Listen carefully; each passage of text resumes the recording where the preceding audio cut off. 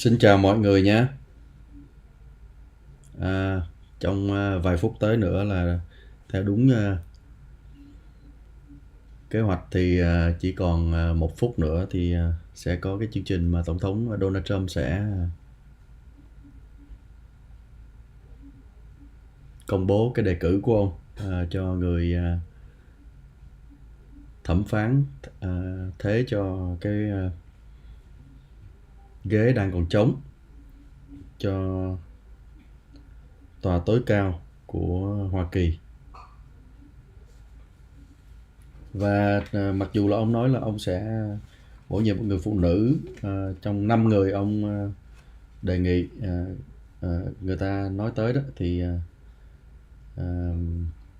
rất nhiều những cái tin tức cho thấy là bà Amy Coney Barrett là có thể là cái ứng tuyển cho cái chức vụ này.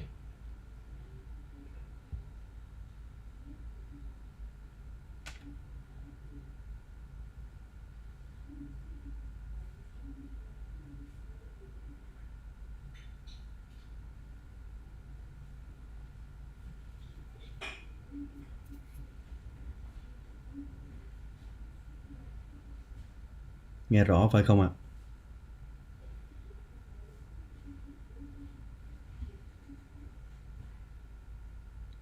Người ta báo chí thì khá là nhiều nguồn đều nói tới là bà thẩm phán Amy Coney Barrett là sẽ được thay thế cho bà Ginsburg mới qua đời đó. Thì họ cũng nói là trừ khi mà ông thay đổi kế hoạch vào giờ cuối thì khả năng là ông sẽ lựa bà Barrett để mà công bố.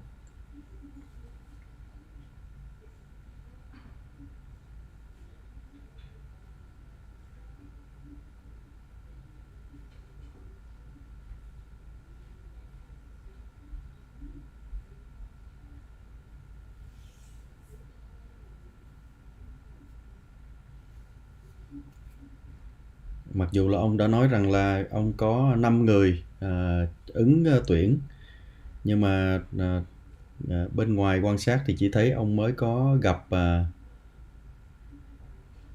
thảo luận với bà Barrett mà thôi. Và ông đã từng gặp bà ấy 2 lần. 2 lần từ khi bà thẩm phán Ginsburg qua đời hồi hồi cách đây không lâu đó, thì ông đã gặp bà này 2 lần rồi.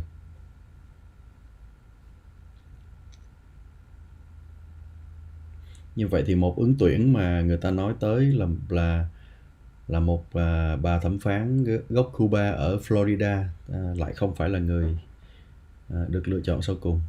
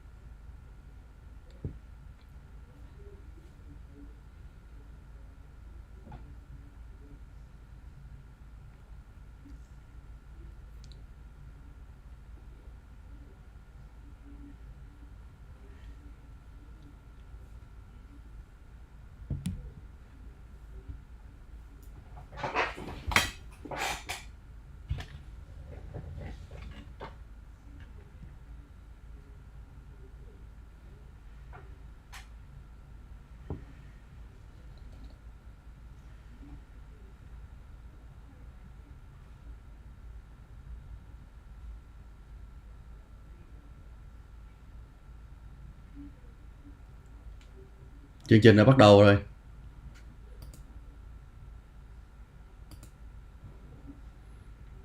Chúng ta thấy Tổng thống Trump xuất hiện với bà Barrett rồi.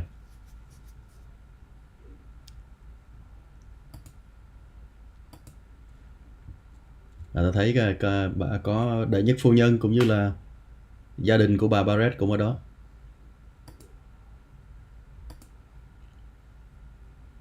có lẽ là chồng bà cũng như là mấy đứa con.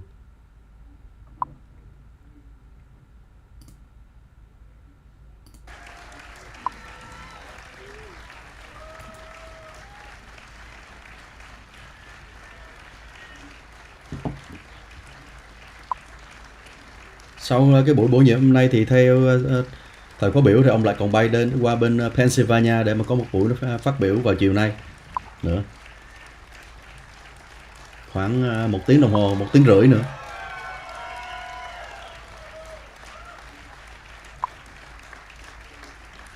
Thank you very much. Xin cảm ơn mọi người. Thank you. I stand before you today to fulfill one of my highest and most important duties. Tôi đứng đây để mà thông báo một cái công việc rất quan trọng, cái nhiệm vụ của tôi. Thông báo về cái người thẩm phán tối cao được đề cử.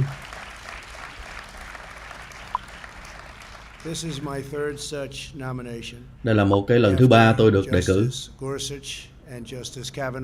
Ông Gorsuch và ông Kavanaugh là hai người trước đó.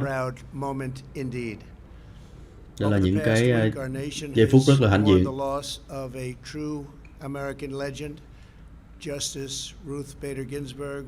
Đất nước chúng ta vừa mới mất một người thẩm phán huyền thoại, bà Ginsburg. Giờ đây thì chúng ta cùng với nhau để mà tiếp tục cái vấn đề làm cho có công bằng cho mọi thứ. Ngày hôm nay tôi đề cử một người có rất là thông minh ở đất nước ta.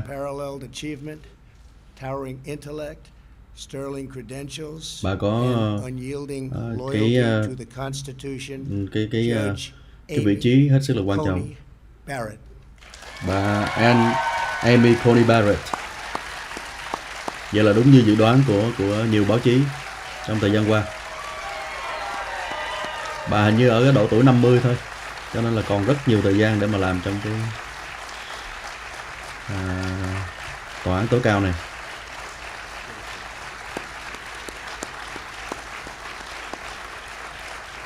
Sau khi mà đề cử tổng thống thì sẽ cần có đa số của Thượng viện thông qua, nhưng mà chắc là họ sẽ thông qua.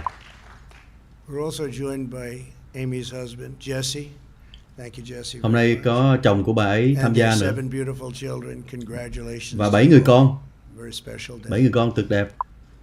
Thấy người con có vẻ khác màu da, có lẽ là có những đứa con nuôi nữa. Và có bà đệ nhất phu nhân ở đây.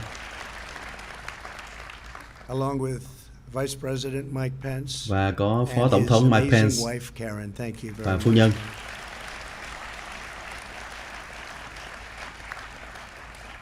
Judge Barrett is a graduate of Rhodes College and the University of Notre Dame Law School. Bà thẩm phán Barrett là tốt nghiệp trường luật ở Notre Dame.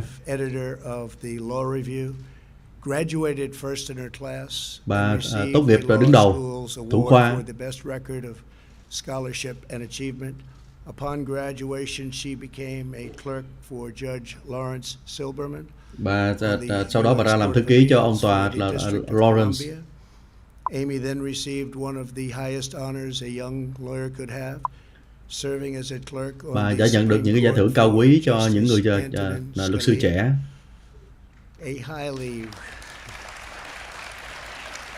Ông đang đọc những cái thành tích của bà Barrett. A very highly respected law professor. Bà là một người giáo sư luật được kính trọng. Amy Coney is the best student I ever had. That's pretty good.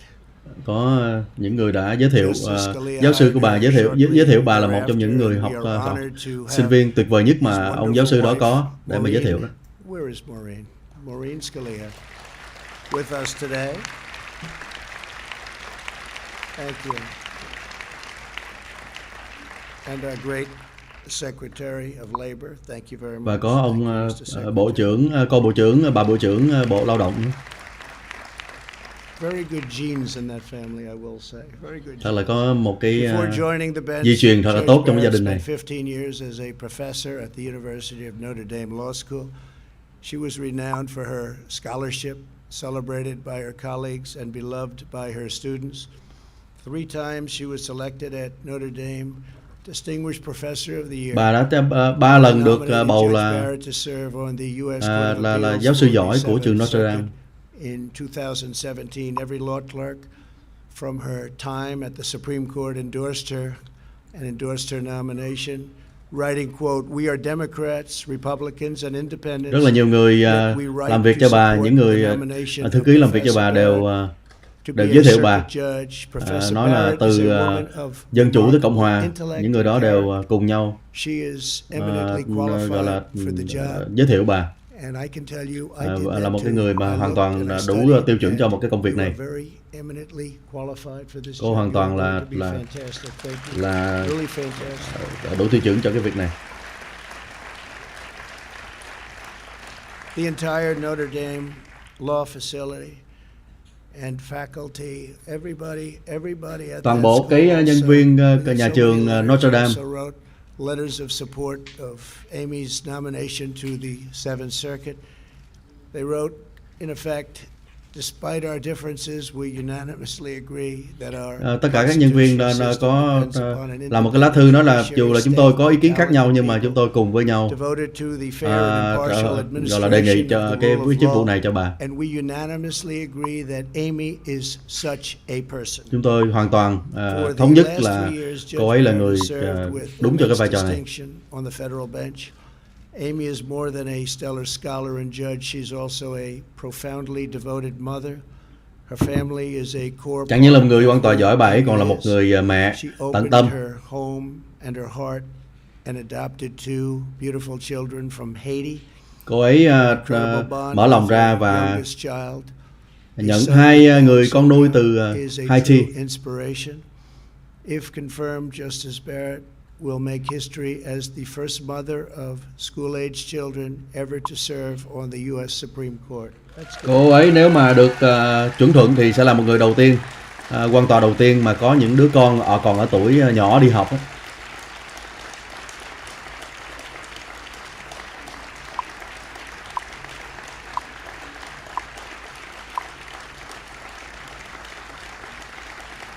Chứng tỏ là cô ấy còn rất trẻ và con còn rất nhỏ. To her children, Emma, Vivian, Tess, John Peter, Liam, Juliet, and Benjamin, thank you for sharing your incredible mom with our country. Hỏi các đứa con của cô, rất là cảm ơn cô, các cháu đã chia sẻ cái người mẹ của các cháu với lại đất nước này. Amy Barrett will decide cases based on the text of the Constitution as written. Bà ấy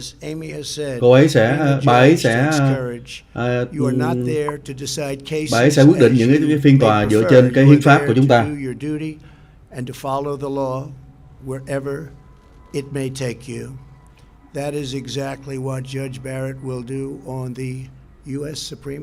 Đó là những cái điều bà sẽ làm ở trong vai trò thẩm phán tối cao.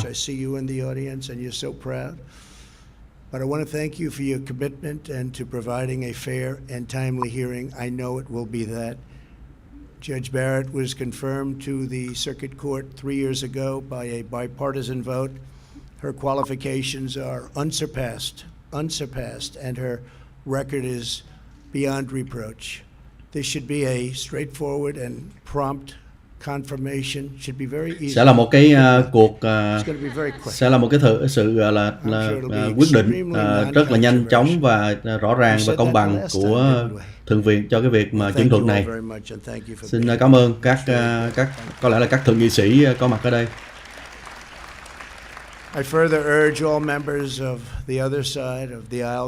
Tôi cũng thúc giục những người mà trong cái phía ngược lại, tức là của phía của đảng Dân Chủ đó, cũng hãy chuẩn thuận.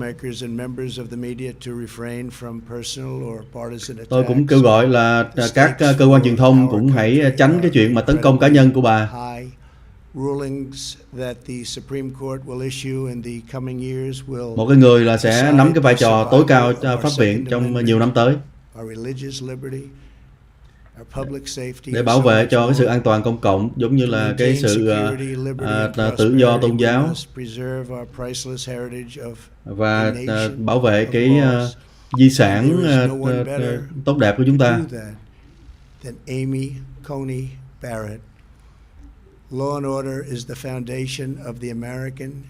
Luật pháp và trật tự sẽ là cái nền tảng của đất nước Hoa Kỳ.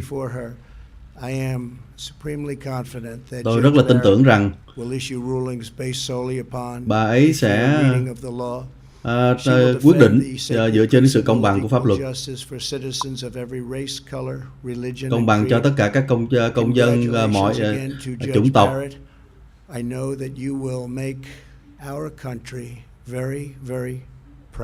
Tôi tin rằng bà sẽ làm cho đất nước chúng ta hoàn toàn hãnh diện.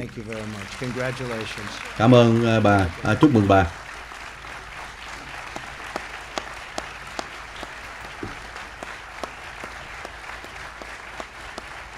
Bà sẽ có bài phát biểu.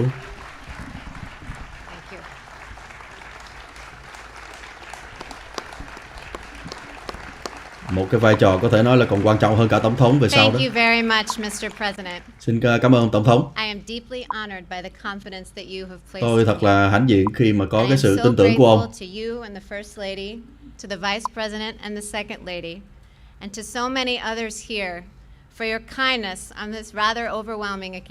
Tôi thật là cảm ơn mọi người ở đây cho một cái sự kiện này. Đây là một cái quyết định của tổng thống.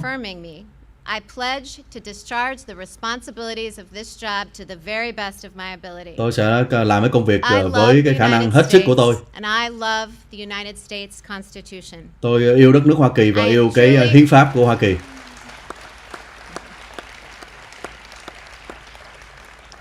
I am truly humbled by the prospect of serving on the Supreme Court. Tôi rất là hân hạnh được đề cử như I vậy. will be mindful of who came before me.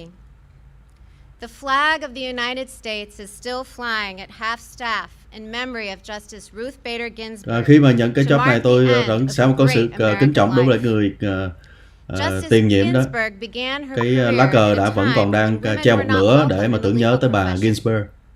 But she not only broke glass ceilings, she smashed them. Bà ấy không chỉ là đi ra khỏi những cái khuôn khổ mà còn làm vỡ khuôn khổ ra nữa.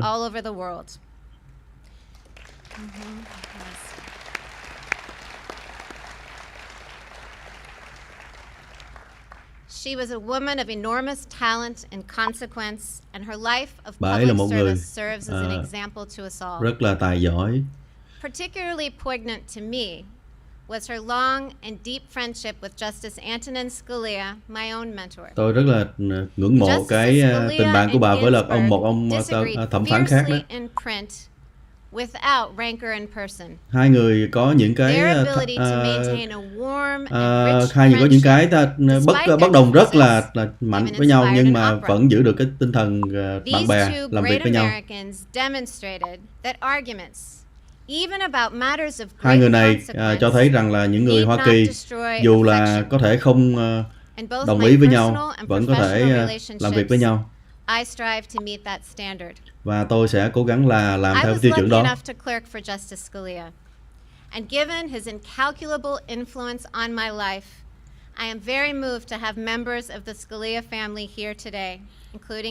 Có một cái quan tòa mà tôi rất là ngưỡng mộ và tôi rất là may mắn hãnh diện là có gia đình của họ ở đây. But the lessons I learned still resonate. His judicial philosophy is mine too. Cái triết lý của ông quan tòa đó chứ cũng là của tôi đó. Judges are not policy makers, and they must be resolute in setting aside any policy views they might hold. Quan tòa thì không phải là người lập cái chính sách và phải để cái quan điểm riêng của họ về chính sách qua một bên. I'm used to being in a group of 9, my family. Our family includes me. Tôi đã từng là một thành viên của một cái nhóm 9 người, tức là cái 9 người trong gia đình tôi. Liam, Juliet and Benjamin. Vivian and John Peter, as the president said, were born in Haiti and they came to us 5 years Bà apart giới thiệu when they tới were những đứa very con của bà, young. trong đó có hai đứa con And the most revealing fact about hai đứa con Benjamin, our youngest, is that nuôi his từ brothers Haiti. and sisters unreservedly identify him as their favorite sibling. Our children obviously make our life very full. Những đứa con của chúng tôi làm cho cái đời sống của tôi trở nên đầy đủ hơn. Driver and birthday party planner. When schools went remote last spring, I tried on another hat. Tôi đã giúp các con rất nhiều, rồi tới khi mà cái thời gian qua các con học ở nhà, tôi lại phải đổi thêm một cái nón nữa là giúp nó ở nhà nữa. Our children are my greatest joy, even though they deprive me of any reasonable amount of sleep. Các con của tôi thật là tuyệt vời, mặc dù là họ làm tôi mất ngủ rất là nhiều. At the start of our marriage, I imagined that we would run our household as partners. As it has turned out, Jesse does far more than his share of the work. Còn đối với ông chồng thì ban đầu tôi nghĩ rằng là hai người sẽ khi lấy nhau sẽ là hai người cộng tác với nhau làm việc, nhưng mà cuối cùng ông ấy làm rất là nhiều việc hơn tôi nữa. For 21 years, Jesse has asked me every single morning what he can do for me that day. Trong 21 năm làm đám cưới với nhau đó, sống với nhau trong hôn nhân đó, thì sáng nào ông cũng thức dậy và hỏi tôi là có thể làm gì được cho tôi hơn nữa trong ngày hôm nay. Ông ấy cũng rất là bận rộn với lại cái hãng luật của ông ấy, nhưng mà ông ấy là một người bố và người chồng tuyệt vời.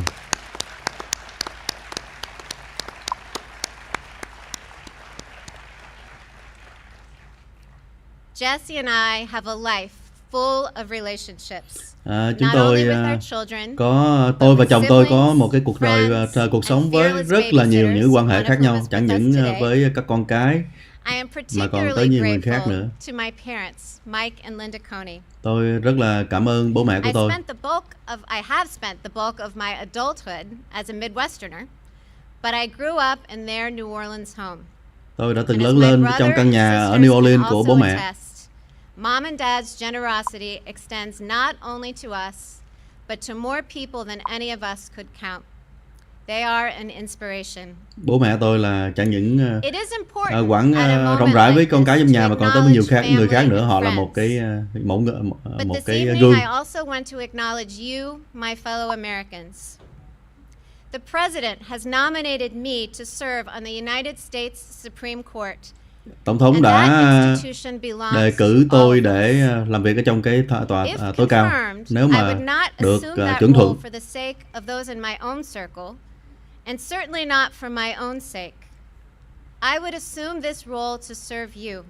nếu mà được chuẩn thuận, đây là không phải là cái quyền lợi cho tôi, mà là để tôi có thể phục vụ cho mọi người.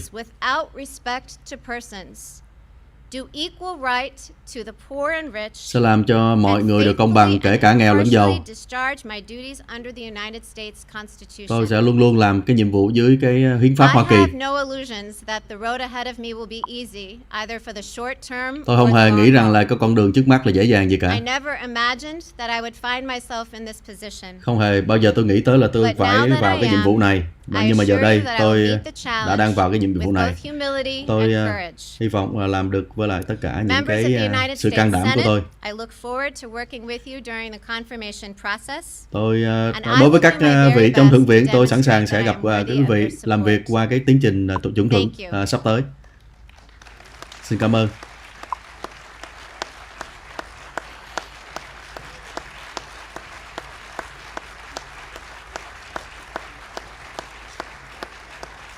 Một cái bài nói chuyện của bà mang tính rất là đời thường, nói về con cái, gia đình đồ nhiều, và cái khẳng định là làm việc dưới cái tinh thần dưới hiến pháp Hoa Kỳ. Tôi muốn giới thiệu ông Bộ trưởng Tư pháp Bill Barr và tất cả những các thượng nghị sĩ ở đây. Tôi nghĩ rằng là cái tiến trình chuẩn thuận nó sẽ dễ dàng hơn là các vị nghĩ đó. Xin cảm ơn và chúc mừng. Giờ đây thì mọi người chụp tấm ảnh kỷ niệm chắc là xong. Bà có Có mấy người con trong đó có những đứa con từ Haiti đó, tức là khác màu da luôn. Tổng cộng là 7 đứa con. Tổng cộng là 7 đứa con bà có. Đó, như vậy là coi như là cái sự đề cử không không không ngoài cái tầm suy đoán của nhiều người, đó là bà Amy Coney Barrett sẽ được đề cử vào cái chức vụ thẩm phán tòa thượng thẩm, và sẽ qua cái tiến trình chuẩn thuận của Thượng viện, mà có lẽ là sẽ chuẩn thuận, tại vì đã có ít nhất là 51 người đã đồng ý sẽ bầu theo cái sự giới thiệu của Tổng thống rồi. Còn 2 người nữa thì trong đó có một bà hình như ở Alaska đó thì cũng đã có lẽ là sẽ quyết định bầu theo cái vị trí đó, tức là ít nhất là từ 51 tới 52 trên 100, tức là quá bán. Theo cái thời khóa biểu thì Tổng thống Trump sau cái buổi hôm nay đó, thì sau cái buổi này đó thì ông sẽ tiếp tục để xem nào. Sau cái buổi đề cử này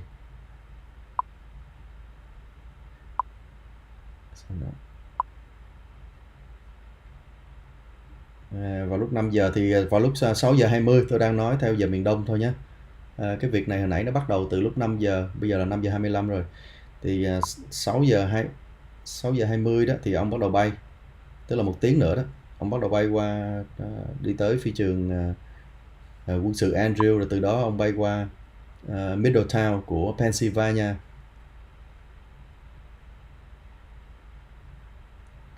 Rồi ở đó ông sẽ có một cái sự kiện, và cũng sẽ có một cái buổi phát biểu ngay tại phi trường Harrisburg International Airport ở Middletown ở Pennsylvania. Ông sẽ phát biểu vào lúc 7 giờ. Ông sẽ tới đó là lúc 7 giờ 20 và phát biểu vào lúc 7 giờ 30 tối. 7 giờ 30 tối thì ông sẽ phát biểu ở phi trường Middletown, Pennsylvania đó, về cái chủ đề là Make America Great Again, tức là làm cho nước Mỹ vĩ đại trở lại, mà ông hay nói là again and again. Rồi 9 giờ ông sẽ bay rời cái nơi đó, bay trở lại phi trường quân sự Andrew. Tới phi trường đó là vào lúc 9 giờ 40 và rời phi trường đó vào lúc 9 giờ 50 và trở lại Nhà Trắng đúng vào 10 giờ tối. Đó là cái kế hoạch tối nay công ấy, cho nên là chúng ta sẽ có một cái buổi tường thuật về cái buổi phát biểu của ông ở phi trường Pennsylvania vào lúc 7 giờ rưỡi. 7 giờ rưỡi, bây giờ là 5 giờ rưỡi đó. 7 giờ rưỡi, tức là khoảng chừng 2 tiếng nữa chúng ta sẽ có một cái buổi tường thuật về cái buổi phát biểu của ông nhé. Hẹn mọi người lại trong 2 tiếng đồng hồ nữa. Xin cảm ơn mọi người. Xin chào.